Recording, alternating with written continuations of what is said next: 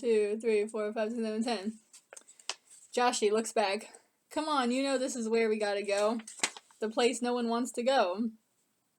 Dawson sighs and rolls his eyes, but he gets down off the horse too, unable to fight the plot line.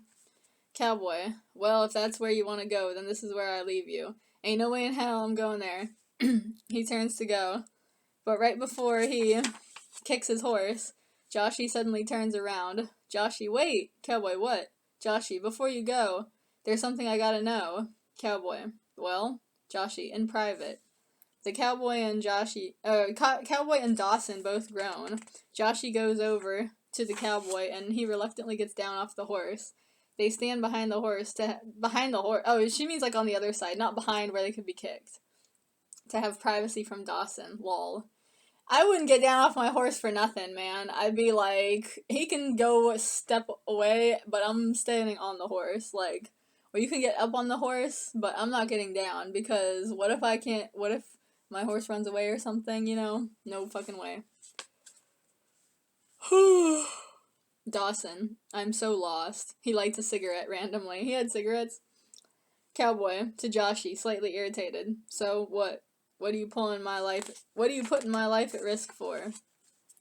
Joshie whispers, I gotta know. Is it you? She hands him a tiny origami unicorn, Blade Runner style.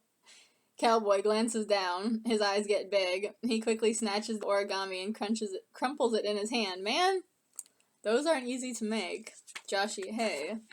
Cowboy whispering, are you crazy? You are trying to get me killed. Joshie, I had to know. Cowboy shakes his head. It ain't me. It sure as hell ain't me. Don't forget, I used to run with Jesse James. I'm a bad guy. I'm a low-down criminal. Joshie, I don't care about crime. You got a good heart. Cowboy scoffs. Sure, when we're all running from a bullet together. But I'd tear up a whorehouse like a fox in a chicken coop. Joshie, ugh. Cowboy, I'd break a man's fingers one by one if I thought I could get something out of it. Joshie, ugh. Cowboy, I know, creature. There's so many speeches in this fucking story. Like, it's just so many, you know? God, what is he saying now? I ain't no creature of starlight, that's for sure. He turns to get back on his horse. At the last moment, once more, Joshie moves on him. This time she straight up puts her hands on his shoulders and kisses his mouth. What the fuck? I don't think that was welcomed. He's stunned for a moment, and she kisses down his throat. Quickly, he starts unbuttoning the top of his shirt. What the fuck? He still thinks she's a man, by the way. Everybody here thinks she's a man. He pulls his shirt open just as she's going down to kiss his chest. She stops, paused, when she comes face to face with a scar on his breast, in the shape of a pentagram. Joshie slowly pulls away. The sign of the beast. She sighs. She takes her hands off him entirely and steps back. Joshie, so you are one of them. Ugh, I should have listened. The cowboy climbs back up on his horse. He kicks it. It's like, I feel like that's one of those, like, kind of poetic, like, metaphorical scenes or something. Because there was one in the second zombie story that I wrote where basically I was trying to get real fucking poetic with it, and there was this guy, he was like this big fucking tough guy, but then he had problems that he hid from everybody, blah blah blah, and then there's one part where he gets in a scuffle with somebody else, and they pull a handkerchief out of his sleeve, which is the color cyan, which is supposed to represent, it's like a theatrical, poetic way of representing like a cyanide pill, like basically that he was planning to kill himself. So, and maybe it's like that, I don't know. The cowboy climbs back up on his horse. He kicks it and gallops off as fast as he can. Joshie goes back over to Dawson, who is still smoking, with a couple cigarette butts on the ground by his feet. He's just been tearing through them, man. He's like, take one drag, the whole cigarette goes down. Ugh, God, that makes me sick thinking about it. Dawson, not even asked what that was about. Joshie, yeah, looks towards the lights. Well, Forbidden Zone, here we come. They set off into the night towards the mysterious glow. Through the desert, they trek and trek on, until at last they come to the source of the lights. A big dark shape like a giant discus of rock from the ground. They go closer. It's a spaceship. One of those classic flying saucers. Crash landed in the sand about the size of a house. If a house was the shape of a spaceship. Joshie and Dawson. Whoa. They're like fucking, Bill and Ted or something. They stand there bathing in the teal light, just staring. Joshie, let's go in it. She gets down on the ground and crawls through the busted door of the ship. Dawson rolls his eyes. Sure, why not? He crawls in after her, squeezing and wiggling through the crack. They stand up as they... They stand up as they find themselves in the interior of the ship. It glows faintly and is all silvery colored metal. It has a bunch of overly complicated dials and switches and everything. You know, the whole classic futuristic cockpit thing.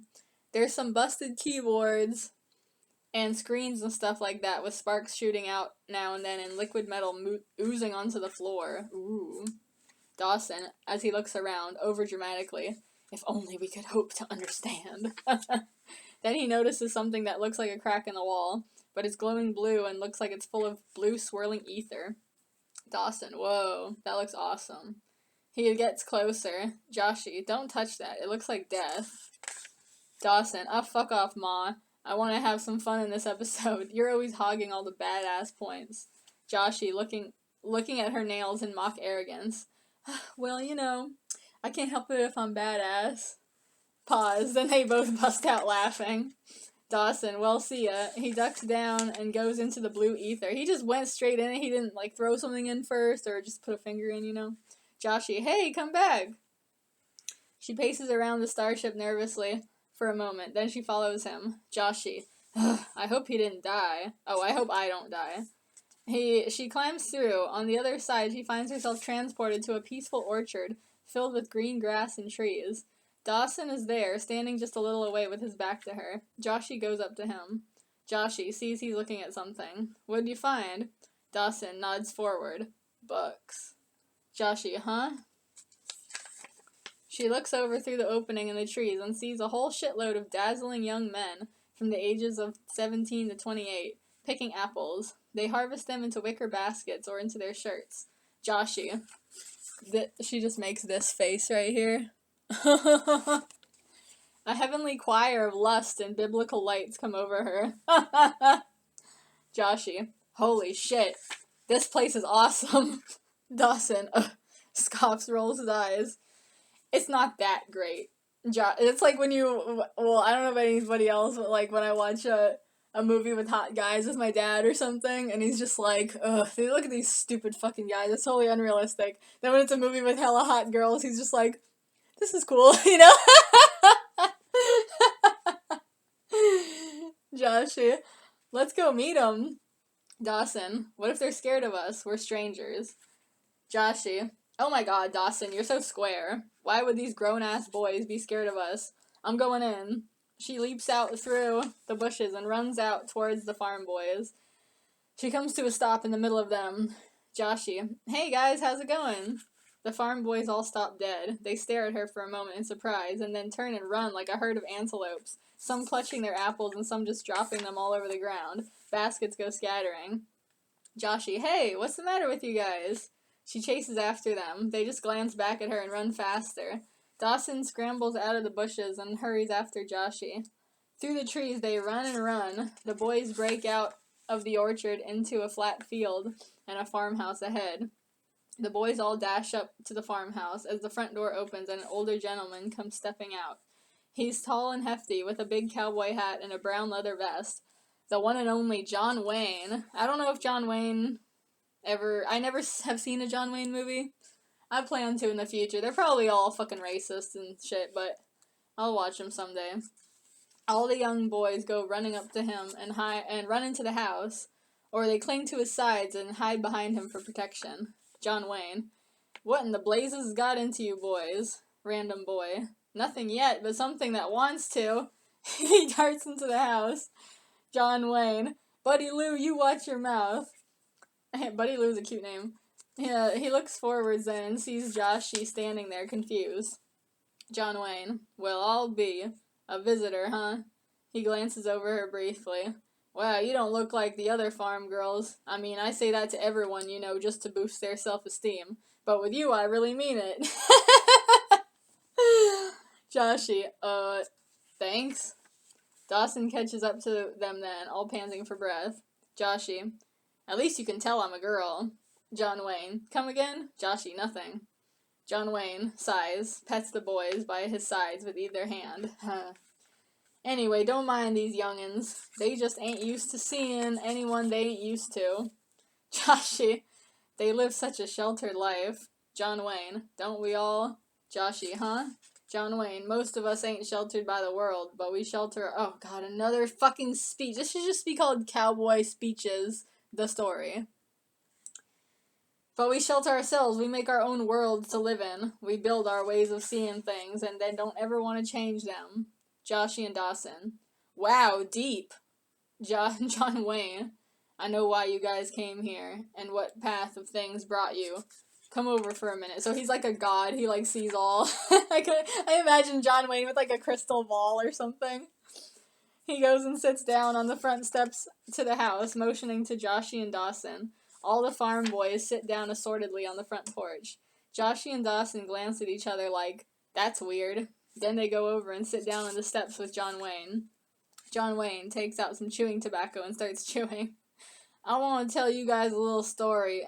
Another one. You know I raised these boys for market, right? Joshie, harsh. John Wayne.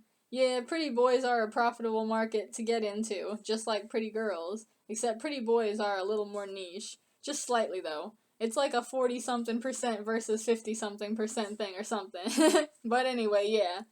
Every Sunday after church, I take these darlings down to the supermarkets, where the authors of the checkout aisle romance novels make these boys into something special. Dawson, ... shifts uncomfortably. John Wayne. They could become poor boys, rich boys, rough and tumble, gentle and kind, war heroes, freedom lovers, criminals on the run, a new stepbrother. They could be anything anyone has a fantasy for. I mean, come on, kids, this is Hollywood we're dealing with. Everything exists for some kind of pleasure, even if it's just sick amazement. Some people love to see gritty, near reality that makes their hearts jump and makes them thank God for the days of such... Thank God the days of such things have passed. And then still others have a softer approach to their world of fantasy. They revel in beauty and grace, and an unattainable dreamland fit for the imagination. You see now, one's not better than the other. They come and go in popularity, sure. Just like different types of boys. But in the end, we need 'em all, really. We need 'em all, really. We need all our different interpretations. Our different goals and pleasures. Alright, I'm done now. Dawson. Damn, that was deep. Joshie. It was. John Wayne. I know all you want is a good man, Joshie. Tell you what, you can take one of these boys with you. Dawson. He makes this face right here. Joshie. What do you mean? Just take him? Away from here? John Wayne shrugs. They're all going away eventually anyway. He could be your man. He could wind up to be everything you're looking for. Joshie looks over at all the boys on the porch, while Dawson is dying 1,000 deaths. She thinks about it. But as she sees they look so scared and vulnerable and powerless, she shakes her head. Joshie. I can't. They're too young. They don't know anything. I couldn't take care of a boy. I may not want a beast, but I don't want a child either. John Wayne nods in a sagely way. John Wayne. Very well. Then you have passed my test. Joshie and Dawson. What? Joshie. Ah, damn it. John Wayne. Well, what kind of story do you think this is? Anyway, you have passed my test. You are a good person with good morals. Not great, but good. And that's all we ask of you. That's like my favorite part. Not great, but good. And that's all we ask of you, so here, take this. He reaches into his shirt and pulls out a...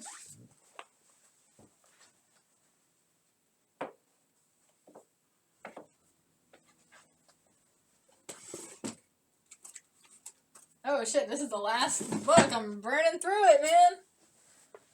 Pulls out a smooth turquoise stone from a cord around his neck. He takes it off and hands it to Joshie. It's opaque, but seems to glow slightly from within. John Wayne, take this talisman. It speaks to the moon, which is the ruler of all beasts in the night. Don't run from the rougher side of things, kid. The desert goes on forever. Go back and face the wolves. Remember, we all have a little beast in all of us. We all want to experience something. He winks. Incredible. Joshie, what was that last little thing? That was weird. John Wayne, alright, I think it's time for you youngins to be on your way.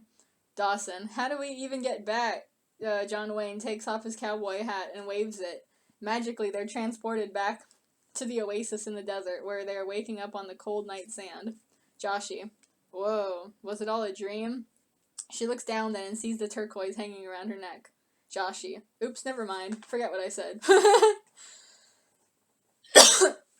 She and Dawson pick themselves up from the ground and glance around. Dawson puts his hand on his hip. He sighs. So we're going back to the town, huh? Joshie, I guess so. You heard what he said. This desert goes on forever. Dawson, guess we better start walking. A while later, the two of them are dragging themselves back to the limits of the town, all dirty and exhausted. Joshie, damn, I really appreciate horses now. Dawson, the sun will be rising soon. He coughs. Let's get some water. They go over to the saloon, but before they reach the doors, they see a creepy, skinny pole standing in the street with a hat on it. They go closer. Dawson looks at the hat and sees all the bullet holes in it. That's not good. Then they hear a sound. The both of them, as my niece would say, a noise! The both of them jump and look over, thinking it's the wolves, but they see nothing. Just a tumbleweed literally rolling past in the night, and some creepy, nondescript sounds in the distance. The two look at each other, then they go on ahead. They go towards the town square. There, sure enough, everybody is gathered in a big mob. A mixture of crowd noises and wolf growls and barks can be heard. Joshie, creepy. They hear someone scream sharply and they look over. They find Jesse James, no hat and no shirt, tied up by the wrists to a big wooden X. He's dripping wet since it seems like the townspeople are tormenting him by drenching him with cold water. Jesse violently pulls on his ropes, trying to free himself, but nothing works. Joshie and Dawson, yeesh. Joshie and Dawson are constantly doing these little, comments on, ooh, yeah, that's bad. They just react. They have, a one-word little reactions to everything. It's so fucking annoying. Don't write like this anymore. Joshie looks down and holds the turquoise. Alright, what's this supposed to do? What was Wayne talking about? Dawson, duck low! The both of them duck down behind a little random piece of adobe wall as they see Dollface McGee come out into the scene. All the random people who are picking on Jesse step aside to let Dollface through. Jesse, mad as hell and shivering. I swear to God, if you ain't the devil himself, don't let me get my hands on you, McGee, or I'll rip you limb from limb. McGee, circling him tauntingly. Well, well, if it ain't our old friend, still as mouthy as ever. He eyes a horseshoe-shaped scar on Jesse's lower back. Still got the brand that old sheriff gave you back those years ago. That's fucked up. That would happen, though. He chuckles darkly. Well, come on. I ain't got all night. You're gonna be my guest of honor. The townspeople, aka Dollface's cult followers for the time being, all jump on Jesse and pin him. Pinning again. They are good at that. They cut his ropes free from the X, and he tries to make a run for it. But everyone dogpiles on top of him and brings him down to the ground, forcing his hands behind his back and tying his wrists together. Dawson, you think they're gonna bleed him too? Joshie, I guess so. The cult followers drag Jesse, all fighting and cussing, over to the hanging gallows, but no rope is strung. Dollface goes up there, and the cult followers follow, bringing Jesse up the steps. Finally, they shove Jesse into Dollface's arms. Jesse, I'll kill you, bastard! I'll kill you! Dollface grabs Jesse by the hair, making him freeze and cringe. He puts a straight razor against Jesse's throat and slits him, but just a little bit. Just enough to show he means business. A few drops of blood fall from the cut and spatter on Jesse's chest. Dollface whispers to him, come on, do you really want those to be the last words you ever speak. Actually, I think Jesse James would be cool with that. He kicks out the trap door of the gallows and shoves Jesse to stand at the brink of the hole. All the cult followers run with rabid excitement to beneath the gallows platform. Oh, okay. I think one more episode will finish this story off, so